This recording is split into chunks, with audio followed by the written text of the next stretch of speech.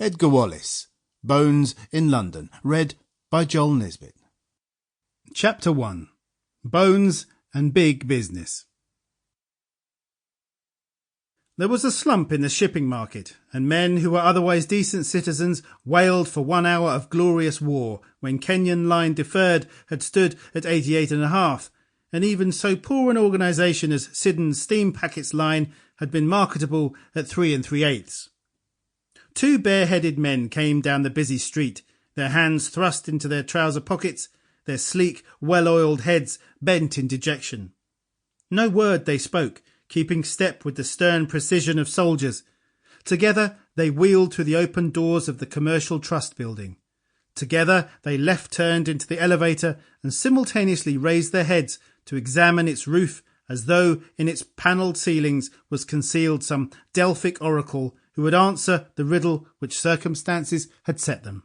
They dropped their heads together and stood with sad eyes regarding the attendant's leisurely unlatching of the gate. They slipped forth and walked in single file to a suite of offices inscribed Pole Brothers Brokers, and beneath the United Merchant Shippers Corporation, and passed through a door which, in addition to this declaration, bore the footnote Private. Here the file divided, one going to one side of a vast pedestal desk and one to the other. Still with their hands pushed deep into their pockets, they sank, almost as at a word of command, each into his cushioned chair, and stared at one another across the table. They were stout young men of the middle 30s, clean-shaven and ruddy. They had served their country in the late war, and had made many sacrifices to the common cause. One had worn uniform, and one had not.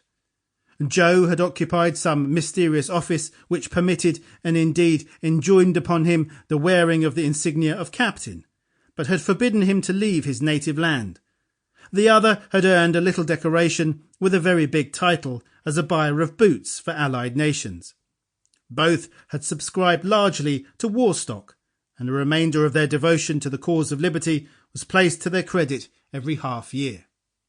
But for these, war, with its horrific incidents, its late hours, its midnight railway journeys by trains on which sleeping berths could not be had for love or money, its food cards and statements of excess profits, was past. The present held its tragedy so poignant as to overshadow that breathless, terrifying moment when peace had come and found the firm with the sale of the fairy line of cargo steamers uncompleted, contracts unsigned, and shipping stock which they had lived light-heartedly in the airy spaces. Sample complete. Ready to continue?